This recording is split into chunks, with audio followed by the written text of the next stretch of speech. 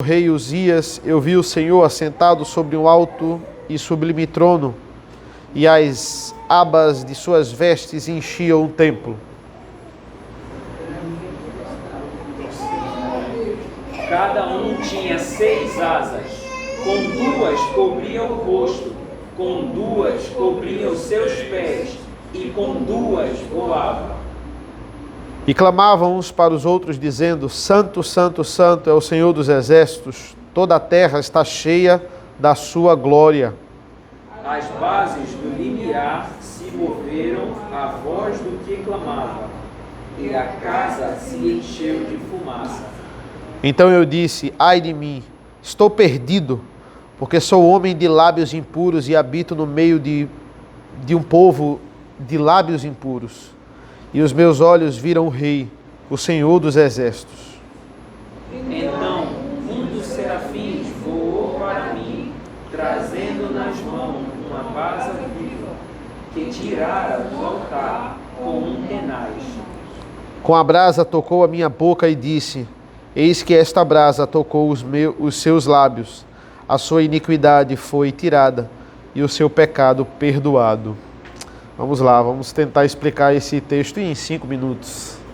Vamos ver se a gente consegue, né? Aqui temos muita simbologia, uma das mais famosas visões de Isaías. Ele começa dizendo que isso aconteceu no ano da morte do rei Uzias. Aqui, historicamente falando, para o povo de Israel, era um momento do fim da paz, digamos assim, porque o rei Uzias era um rei bom e justo. E depois da morte dele, historicamente, as coisas ficaram feias para Israel. Então, logo no ano da morte dele, ele tem essa visão do trono de Deus, da sua infinita glória. Nós temos aqui serafins com 6 asas, 3 pares de asas aqui, e eles tinham a finalidade. Um par era para cobrir os olhos, o outro par para cobrir o corpo e o outro par para voar. E por que isso? Qual é a simbologia que está por trás disso? O primeiro par e o segundo, eles têm a mesma finalidade, que é se cobrir diante da glória de Deus. Até os anjos, que são seres celestiais, eles não olham e confrontam Deus diretamente. Eles usam um par de asas para cobrir os olhos e outro par para cobrir o outro corpo, todo o corpo, porque nem eles conseguem contemplar a glória do nosso Deus. Imagina Isaías, que estava tendo a visão, estava olhando para Deus, ele, um homem pecador. Se até os anjos usavam 2/3 das suas asas para cobrir o corpo e o olho, para se proteger da glória de Deus, digamos assim, imagina Isaías. Por isso que ele clama que, ai de mim, homem impuro, que habito no meio de homens de impuros lábios. E o outro par das asas era para eles voarem.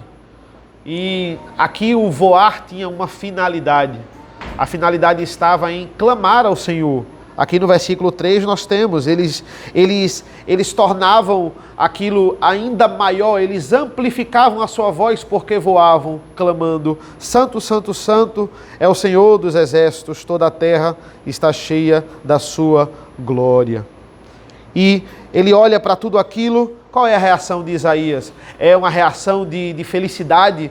É uma reação de querer abraçar a Deus, como a gente vê em alguns louvores, querer tocar no Senhor?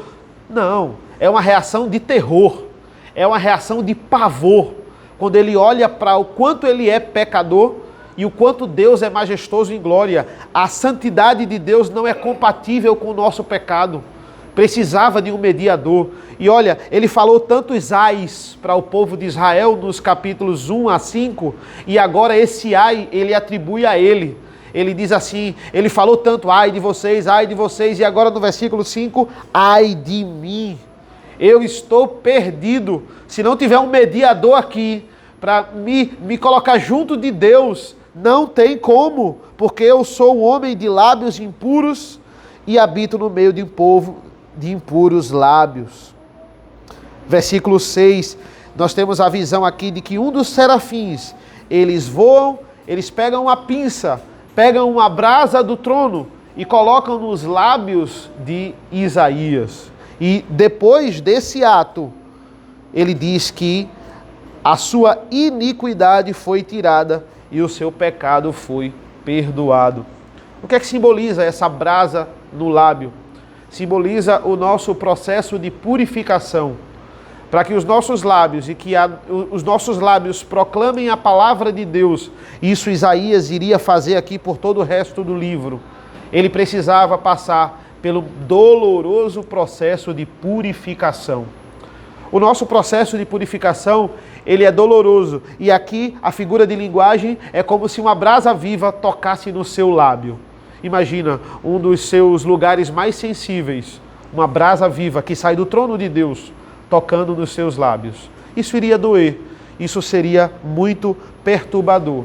Mas só assim, só através do fogo purificador, nós vamos proferir a palavra de Deus. Não é um processo fácil, mas Cristo aliviou isso de forma plena na cruz do Calvário.